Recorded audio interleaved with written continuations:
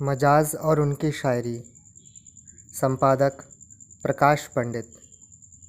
सबका तो मुदावा कर डाला, अपना ही मुदावा कर न सके। सबके तो गिरेबां सी डाले, अपना ही गिरेबां सी न सके। मजाज उर्दू शायरी का कीट्स है। मजाज शराबी है। मजाज बड़ा रसिक और चुटकुलेबाज है।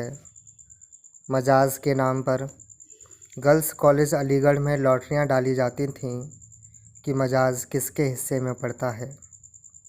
उसकी कविताएं तकियों के नीचे छुपाकर आंसुओं से सींची जाती थीं और कंवारियां अपने भावी बेटों का नाम उसके नाम पर रखने की कस्में खाती थीं। मजाज के जीवन की सबसे बड़ी ट्रेजेडी औरत है।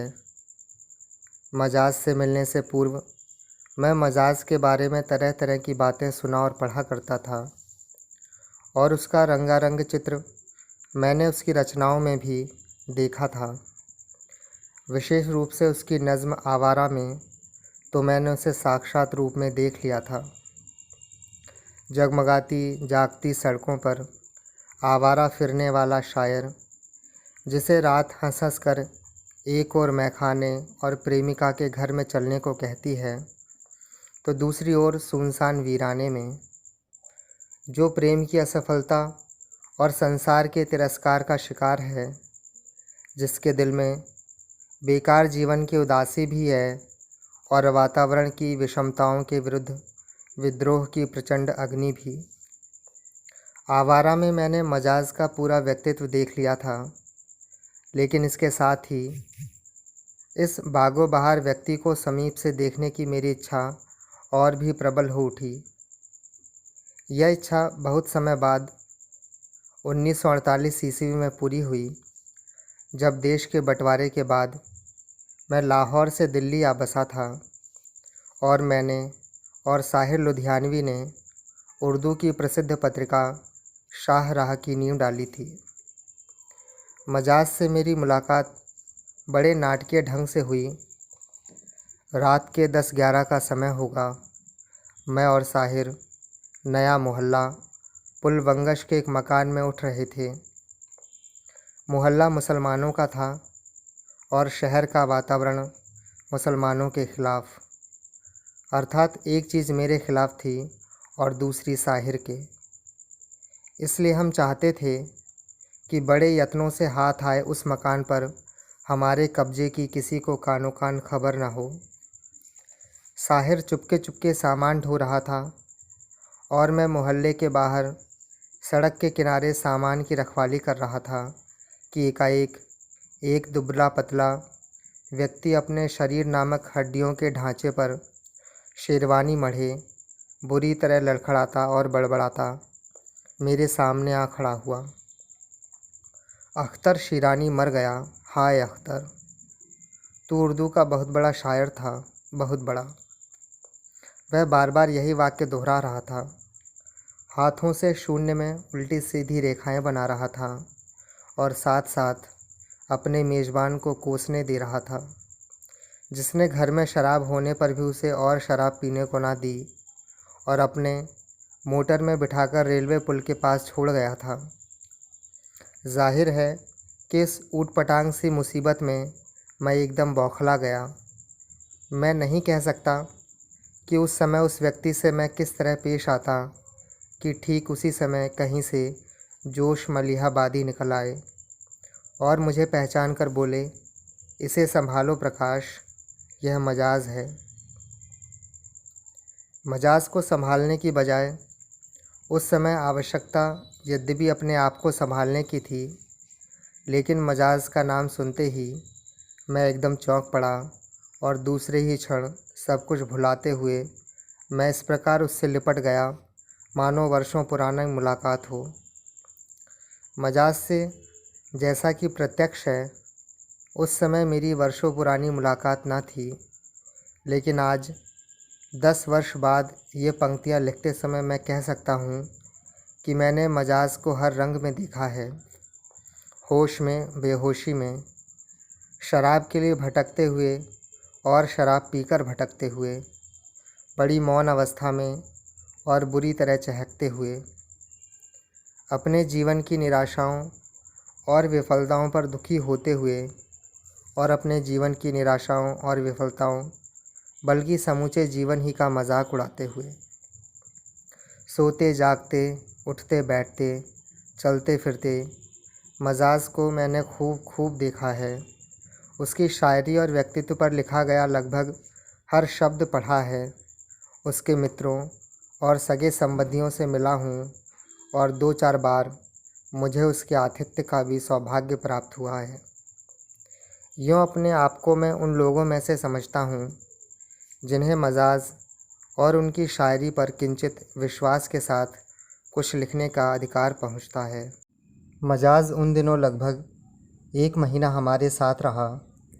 उसकी अंधाधुन शराबनोशी के बारे में मैं पहले से ही सुन चुका था और पहली मुलाकात में मुझे इसका तजुर्बा भी हो गया था।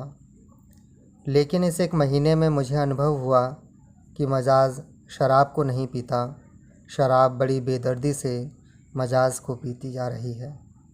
और यह अनुभव 1951-52 ईस्वी में और भी उग्र हो गया जब मेरे मौजूदा चांदनी चौक वाले मकान में मजाज लगातार कई महीनों मेरे साथ रहा। इस बार मजाज को मैं उर्दू बाज़ार की एक पुस्तकों की दुकान पर से अर्ध मृतावस्था में उठाकर लाया था और मैंने निश्चय किया था कि जहाँ तक संभव होगा उसे शराब नहीं पीने दूंगा। लेकिन अफसोस, मेरे सभी प्रयत्न बेकार गए। खाट छोड़ते ही मजाज ने फिर से पीना शुरू कर दी। इस बुरी तरह की ज़िंदगी में 3 बार उस पर नर्वस ब्रेकडाउन का आक्रमण हुआ। उन दिनों उसने दिल्ली में ऐसी खाक छानी, काम प्रवृत्ति के ऐसे तमाशे दिखाए कि विश्वास न आता था। यही वह मजाज है जो होश की हालत में किसी मामूली से छछोरपन को भी गुनाह का दर्जा देता था, जिसे हर समय छोटे बड़े का लिहाज रहता था और जो इतना शर्मीला लजीला था कि स्त्रियों के सामने उसकी नज़रें तक न उठती थीं। उन दिनों मजाज को देखकर पथभ्रष्ट महानता का ख्याल आता था और शायद उसने ठीक ही कहा था कि मेरी बर्बादियों का हम नशीनों, तुम्हें क्या, खुद मुझे भी गम नहीं। यूँ तो मजाज को शुरू से रत जगह की बीमारी थी और इसी कारण घर के लोगों ने उसका नाम जग्गन रख छोड़ा था। लेकिन उन दिनों शराब की तंद्रा के अतिरिक्त मजाज को बिल्कुल निद्रा न आती थी। अक्सर रात के 1:30-2 बजे घर पहुंचता या पहुंचाया जाता। दरवाज़ा खोलने और उसके कमरे में पहुंचाकर खाना खिलाने की मैंने नौकर को ताकीद कर रखी थी। लेकिन मजाज पर उस समय किसी से बातें करने का मूड सवार होता था। अतएव दरवाज़ा खुलते ही वह सीधे हमारे सोने के कमरे की ओर लपकता। सोने के कमरे का दरवाज़ा चूँकि भीतर से बंद होता था, इसलिए वह बाहर ही से चिल्लाकर पुकारता, हद है प्रकाश, अभी से सो गए। और यह पुकार सुबह 4-5 बजे फिर सुनाई देती, हद है प्रकाश, अभी तक सो रहे हो। शराबनोशी पर मेरी लगाई हुई पाबंदियों से छुटकारा पाने का मजाज ने यह तरीका ढूंढ निकाला था कि रात वह मेरे सोते में घर आता था और सुबह मेरे सोते में ही घर से निकल जाता था। और कभी कभी तो कई कई दिन तक सिवाय अफसोसनाक खबरों के उसका कुछ अता पता न मिलता था।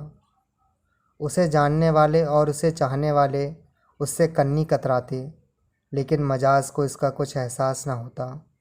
कपड़े मैले हैं या फट गए, इसकी भी चिंता न थी। कितने दिन से अन्न नाम की कोई चीज़ पेट में नहीं गई, इस ओर ध्यान देने की शायद फुर्सत ही न थी। यदि कोई धुन थी तो बस यही कि कहाँ से, कब और कितनी मात्रा में शराब मिल सकती है। दिन रात की निरंतर शराबनोशी का परिणाम नर्वस ब्रेकडाउन के सिवा और क्या हो सकता था। जो हुआ, किसी तरह पकड़ धकड़ के रांची के मेंटल अस्पताल में पहुंचाया गया। लेकिन स्वस्थ होते ही यह सिलसिला फिर से चल निकला और यह सिलसिला 6 दिसंबर 1955 ईस्वी को बलरामपुर अस्पताल लखनऊ में उस समय समाप्त हुआ जब कुछ मित्रों के साथ मजाज ने बुरी तरह शराब पी। मित्र तो अपने अपने घरों को सिधारे, लेकिन मजाज रात भर शराब खाने की खुली छत पर सर्दी में पड़ा रहा और उसके दिमाग की रग फट गई।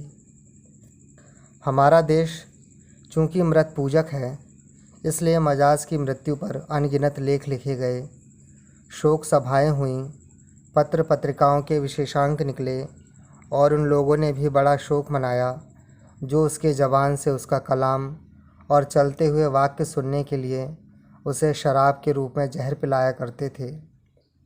मुझे दिल्ली की ऐसी कई महफ़िलें याद हैं जहां ऊपर के वर्ग की सुंदर तथा भद्र महिलाओं का झुरमुट होता था, जहां मजाज को ताबड़तोड़ पैक पेश किए जाते थे और उससे ताबड़तोड़ नज़में और गज़लें सुनी जाती थीं। लेकिन जब मेज़बान देखते कि मजाज की सांस फूल गई है, अब उससे और कुछ ना सुनाया जाएगा या वह अपने आपे में नहीं रहा, तो वह उसे अपने ड्राइवर के हवाले कर देते थे कि उसे उसके निवास स्थान पर छोड़ जाए, या अगर यह प्रबंध नहीं होता तो अपने बंगले के किसी अलग थलग कमरे में बंद करके बाहर से ताला डाल देते थे। मजाज की शराब नोशी के लिए मैं मजाज को निर्दोष नहीं समझता, लेकिन उसकी ऐसी दयनीय मृत्यु में मैं उन कृपालुओं को बराबर का दोषी समझता हूँ जिन्होंने मजाज की ज़िंदगी के हालात से वाकिफ़ होते हुए भी उसे पकड़ पकड़ कर शराब पिलाई। मजाज की ज़िंदगी के हालात बड़े दुखद थे।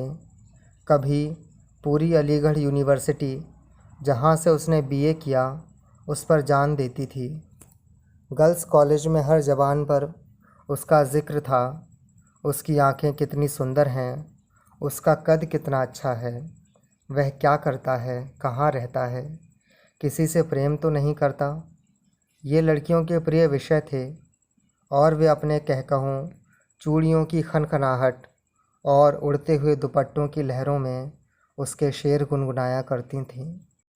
लेकिन लड़कियों का वही चहेता शायर जब 1936 ईस्वी में रेडियो की ओर से प्रकाशित होने वाली पत्रिका आवाज़ का संपादक बनकर दिल्ली आया, तो एक लड़की के ही कारण उसने दिल पर ऐसा घाव खाया जो जीवन भर अच्छा ना हो सका।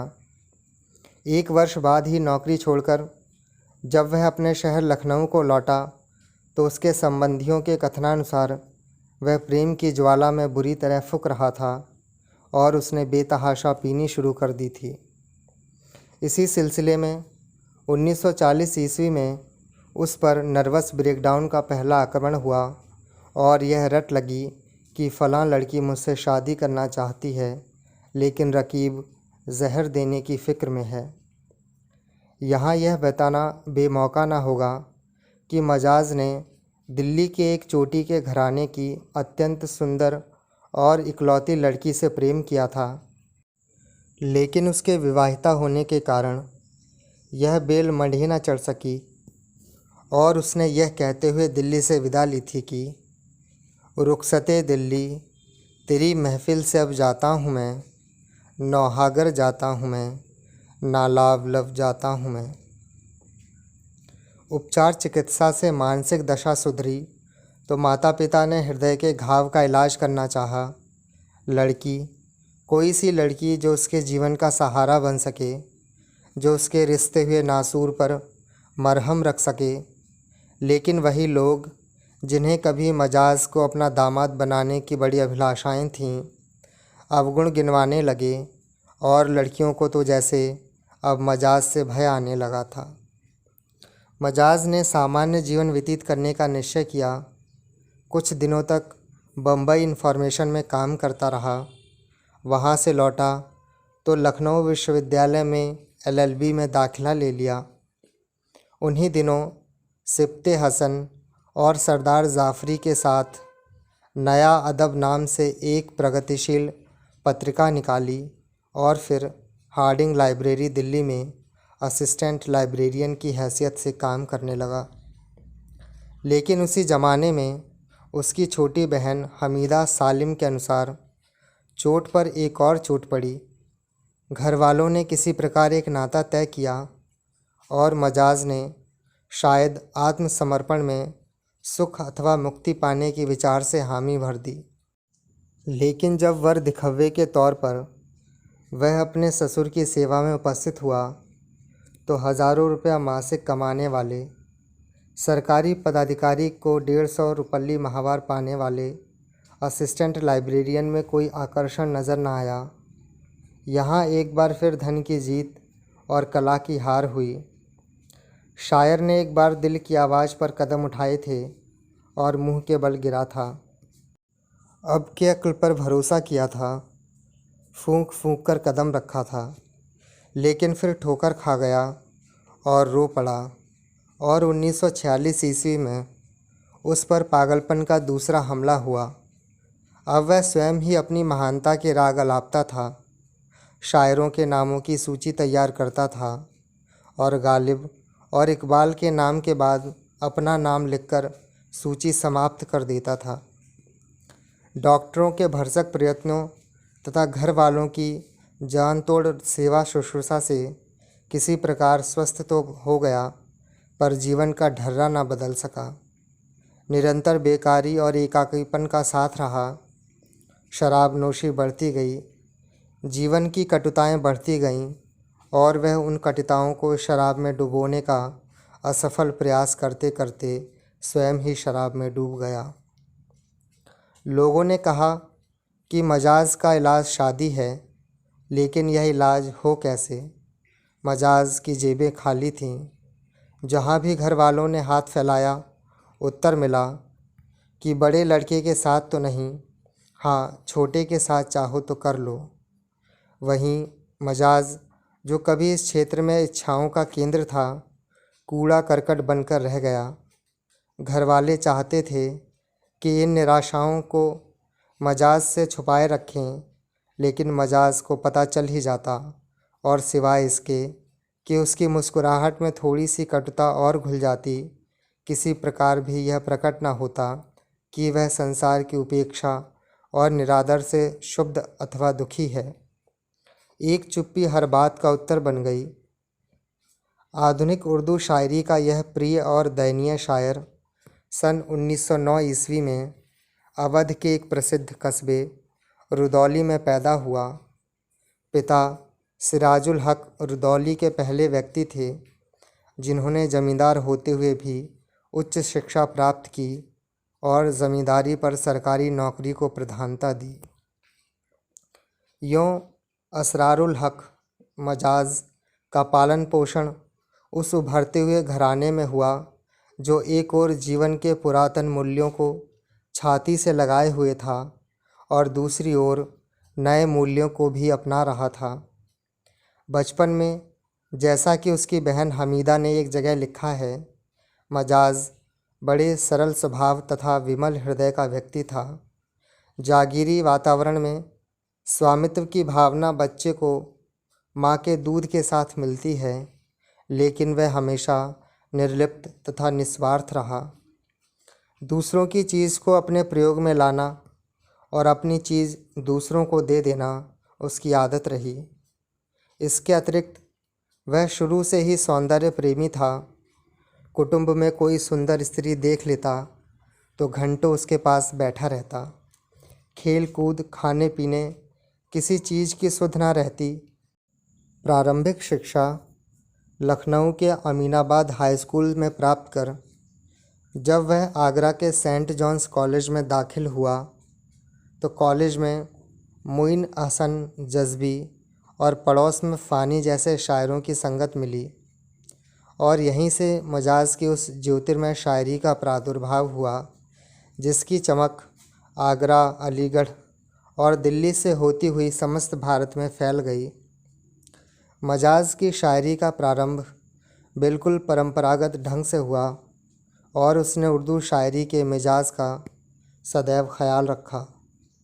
ऊपर मैं कह चुका हूँ कि मजाज को अख्तर शीरानी की मृत्यु का बड़ा शौक़ था और मदहोशी की हालत में भी वह उसे उर्दू का बड़ा शायर कह रहा था। वास्तविकता यह है कि अख्तर शीरानी और मजाज की शायरी की पृष्ठभूमि एक सी है। मूल रूप से दोनों रोमांटिक और गीतिमय शायर हैं। वहाँ भी बेकार जीवन की खिन्नता है और यहाँ भी। वहाँ भी शराब है और यहाँ भी। वहाँ भी कोई ना कोई सलमा या अज़रा है और यहाँ भी कोई ना कोई जोहरा ज़बी। वहाँ भी गालिब, मोमिन, हाफिज़ और ख़य्याम के भावों की गूंज है और यहाँ भी। लेकिन आगे चलकर जो चीज़ मजाज को अख्तर शीरानी से अलग करती है वह है मजाज का सुलझा हुआ बोध या विवेक। खालिस इश्किया शायरी करते हुए भी वह अपने जीवन तथा सामान्य जीवन के प्रभावों तथा प्रकृतियों को विस्मृत नहीं करता। हुस्न व इश्क का एक अलग संसार बसाने की बजाय वह हुस्न व इश्क पर लगे सामाजिक प्रतिबंधों के प्रति अपना रोष प्रकट करता है। आसमानी हूरों की ओर देखने की बजाय उसकी नज़र रास्ते के गंदे लेकिन हृदयाकर्षक सौंदर्य पर पड़ती है और इन दृश्यों के प्रेक्षण के बाद वह जन साधारण की तरह जीवन के दुख दर्द के बारे में सोचता है और फिर कलात्मक निखार के साथ जो शेर कहता है तो उसमें केवल किसी ज़ोहरा ज़बी से प्रेम ही नहीं होता, विद्रोह की झलक भी होती है। यह विद्रोह कभी वह वर्तमान जीवन व्यवस्था से करता है, कभी साम्राज्य से, और जीवन की वंचनाओं के वशीभूत कभी कभी इतना कटु हो जाता है कि अपनी ज़ोहरा ज़बीनों के रंग महलों तक को छिन्न भिन्न कर देना चाहता है। कदाचित इसीलिए मजाज की शायरी का विवेचन करते हुए उर्दू के एक बुज़ुर्ग शायर असर लखनवी ने एक बार लिखा था कि उर्दू में एक कीट्स पैदा हुआ था लेकिन इनकलाबी भेड़िए उसे उठा ले गए। मजाज को इनकलाबी भेड़िए, प्रगतिशील लेखक उठा ले गए या वह स्वयं मिमियाती हुई भीड़ों के रेवड़ से निकल आया, इस बहस की यहाँ गुंजाइश नहीं है। लेकिन इस वास्तविकता से उर्दू साहित्य का कोई पाठक इनकार नहीं कर सकता कि मजाज ने जिस नज़र से व्यक्तिगत दुखों को सामाजिक पृष्ठभूमि में देखा और जांचा है और यथार्थ और रोमांस का संगम तलाश किया है और उसके यहाँ रस और चिंतन का जो सुंदर समन्वय मिलता है वह उसकी कवित्व शक्ति के अतिरिक्त इस बात का भी सूचक है कि कोई साहित्यकार केवल शून्य में जीवन व्यतीत नहीं कर सकता और ना ही अपनी कल्पना के पंखों पर उड़कर अधिक देर तक किसी कृत्रिम स्वर्ग में जीवित रह सकता है। 1935 ईस्वी में, जबकि मजाज को शेर कहते हुए अभी केवल 5 वर्ष हुए थे और भारत में अभी प्रगतिशील लेखक संघ की नींव ही नहीं पड़ी थी, मजाज ने इन शब्दों में अपना परिचय दिया था। खूब पहचान लो असरार हूँ मैं, जिनसे उल्फत का तलबगार हूँ मैं। ख्वाबे इशरत में है अरबाबे खिरद और एक शायर बेदार हूँ मैं। ऐबो हाफिज़ व ख़य्याम में था, हाँ कुछ उसका भी गुनहगार हूँ मैं। हूरों गिलमा का यह ज़िक्र नहीं, नौए इंसान का परस्तार हूँ मैं। हाफिज़ और ख़य्याम के ऐब का वह बेशक गुनहगार था, लेकिन नौए इंसान की उपासना की यही भावना हर अवसर पर उसकी सहायता करती रही। और यह कोई साधारण बात नहीं कि अपनी मस्ती और शराब परस्ती के बावजूद और मौलिक रूप से रोमांटिक शायर होते हुए भी यदि हर कदम पर नहीं तो हर मोड़ पर वह अवश्य जीवन की प्रगतिशील शक्तियों का साथ देता रहा है। मजाज ने इन शब्दों में अपना परिचय दिया था। खूब पहचान लो असरार हूँ मैं, जिनसे उल्फत का तलबगार हूँ मैं। ख्वाबे इशरत में है अरबाबे खिरद और एक शायर बेदार हूँ मैं। ऐब जो हाफिज़ व ख़य्याम में था, हाँ कुछ उसका भी गुनहगार हूँ मैं। हूर गिल्मा का यहाँ ज़िक्र नहीं, नौए इंसा का परस्तार हूँ मैं। हाफिज़ और ख़य्याम के ऐब का वह बेशक गुनहगार था, लेकिन नौए इंसा की उपासना की यही भावना हर अवसर पर उसकी सहायता करती रही। और यह कोई साधारण बात नहीं है कि अपनी मस्ती और शराब परस्ती के बावजूद और मौलिक रूप से रोमांटिक शायर होते हुए भी यदि हर कदम पर नहीं तो हर मोड़ पर वह अवश्य जीवन की प्रगतिशील शक्तियों का साथ देता रहा है। मेरे इस दावे की दृढ़ता के लिए मजाज के निम्नलिखित शेर देखिए, जिन्हें मैं प्रस्तुत कर रहा हूँ। हदें वो खींच रखी हैं हरम के पासवानों ने, कि बिन मुजरिम बने पैगाम भी पहुँचा नहीं सकता। जवानी की अंधेरी रात है, जुल्मत का तूफ़ां है, मेरी राहों में नूर माहो अंजुम तक गुरेज़ां है। खुदा सोया हुआ है, अहरमन महशर बदामा है, मगर मैं अपनी मंजिल की तरफ बढ़ता ही जाता हूँ। मुफलिसी और ये मुज़ाहिर है नज़र के सामने, सैकड़ों सुल्तान ज़ाबिर हैं नज़र के सामने, सैकड़ों चंगेज़ व नादिर हैं नज़र के सामने। ए गमे दिल क्या करूं, ए वहशते दिल क्या करूं। ज़हन इंसानी ने अब औहाम की जुल्मात में, ज़िंदगी की सख्त तूफ़ानी अंधेरी रात में, कुछ नहीं तो कम से कम ख्वाबे सहर देखा तो है। जिस तरफ देखा न था अब उस तरफ देखा तो है। बोल रही ओ धरती बोल, राज सिंहासन डावांडोल। ये इनकलाब का मुजदा है इनकलाब नहीं, या आफ़ताब का परतो है आफ़ताब नहीं। सब्ज़ाओ वर्गो लालाओ सर्वो समन को क्या हुआ, सारा चमन उदास है हाय चमन को क्या हुआ। कोई बताए अज़मते खाके वतन को क्या हुआ, कोई बताए गैरते अहले वतन को क्या हुआ। इन शेरों में हमें जन चेतना, स्वतंत्रता आंदोलन, स्वतंत्रता और उसकी प्रतिक्रिया, सामाजिक क्रांति में कलाकारों की जिम्मेदारी इत्यादि की बहुत सी झलकियाँ मिलती हैं। झलकियाँ मैं इसलिए कह रहा हूँ क्योंकि मजाज चाहे कितना ही बड़ा और कैसा ही सामायिक विषय क्यों न प्रस्तुत कर रहा हो, कला के तकाज़ों को कभी हाथ से नहीं जाने देता।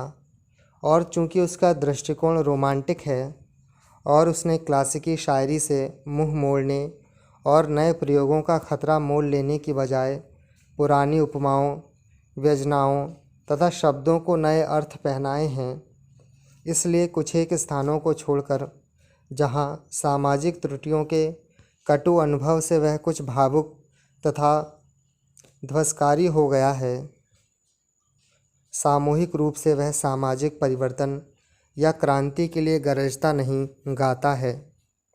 और मेरे समीप यही उसकी शायरी की सबसे बड़ी विशेषता है।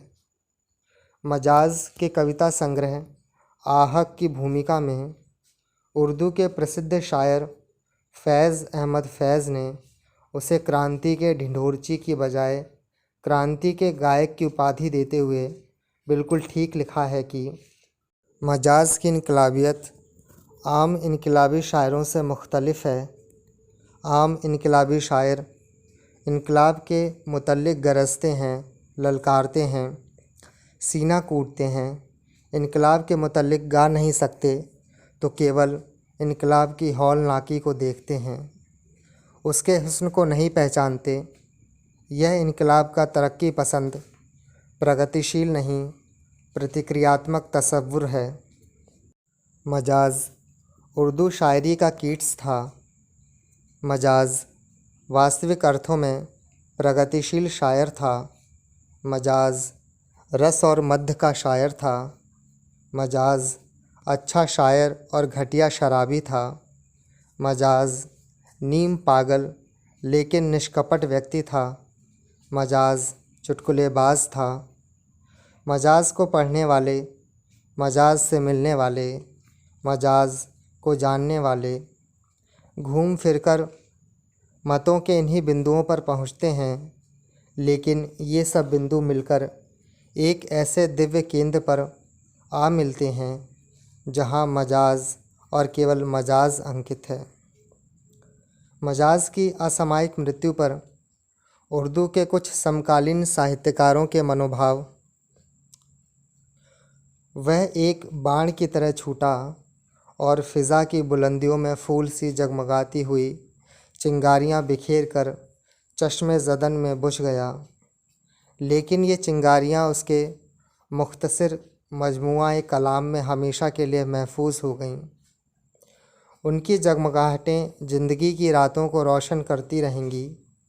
मजाज की मौत पर ये बातें लिखकर महसूस कर रहा हूँ कि मैंने बेअदबी की है। शायद मौत का एहतराम खामोश रहकर ही किया जा सकता है। फ़िराक गोरखपुरी। आज हम इस महबूब शायर की मौत पर जब आंसू गिरा रहे हैं तो उसकी नज़में, गज़लें, साथ साथ उसकी नाकामियाँ और नामुरादियाँ सब सामने आ रही हैं। दूसरी तरफ दोस्तों और दोस्तनुमा दुश्मनों के परे गुज़र रहे हैं। जीने और तरक्की करने के जो शरायत ज़माने ने बना रखे हैं वो सामने आ रहे हैं और दिल में एक हूक उठती है कि काश जिस तरह हुआ उस तरह ना होता, काश दुनिया से बेहतर होती, काश वह ऐसी होती कि मजाज उसमें जी सकता और हंस सकता और नगमे गा सकता। हमको यकीन है कि उसका हर नगमा इंसानी आरजुओं और हौसलों का अलवम होगा। हयातुल्लाह अंसारी, कौमी आवाज़, लखनऊ। मेरी उम्र इसी में गुज़री है और मुझे इसके बहुत मौके मिले हैं कि मैं इंसान को, वह शायर हो या गैर शायर, परखूं और मैं यह बराबर करता रहूं। और मुझे यह कहने में कोई तामुल नहीं कि मजाज से ज़्यादा हलीम और शरीफ हस्ती उसकी नस्ल में मुझे कोई नहीं मिली। मजाज की मौत एक बहुत बड़े शायर और एक निहायत मासूम हस्ती की मौत है, मजनू गोरखपुरी। और उसने जवामर्गी की रीत पूरी की, जवामर्गी और शायरी की रीत जिसे Urfi, Shelley, Keats, Byron, Chesterton, Caudwell, Fox ने भी पूरा किया था। मजाज उसी रास्ते पर चले गए जिस पर उर्दू शायरों और अदीबों में मीर अब्दुल हई तावा, दुर्गा सहाय सरवर, पंडित रतनाथ सरशार, बनवारी लाल शोला, अख्तर शीरानी, सादत हसन मंटो गए थे। ए उर्दू के अज़ीमुश्शान शायर, अपने दोस्तों और कदरदानों का सलाम ले। मौत तेरी घात में थी, तुझे ले गई, लेकिन ज़िंदगी भी मौत से इंतकाम लेना चाहती है। वह तुझे मरने ना देगी, वह तेरी शायरी को बकाए दवाम बख्शेगी। तेरा जिस्म मिट्टी का था, मिट्टी में मिल जाएगा। तेरे नगमे इंसानों की मिल्कियत हैं, जब तक इंसानों के दिल धड़कते हैं तेरे नगमे उन्हें इज़्ज़त-राब की दौलत से मालामाल करते रहें और तू ज़िंदा रहेगा। एहतिशाम हुसैन। तुम अब हमारे दरमियान नहीं रहे हो मजाज, और ना जाने इस बस्ती को तजकर कहाँ चले गए हो। अब तुम कहीं नज़र नहीं आओगे, कभी तुम्हारी मोहनी सूरत दिखाई नहीं देगी।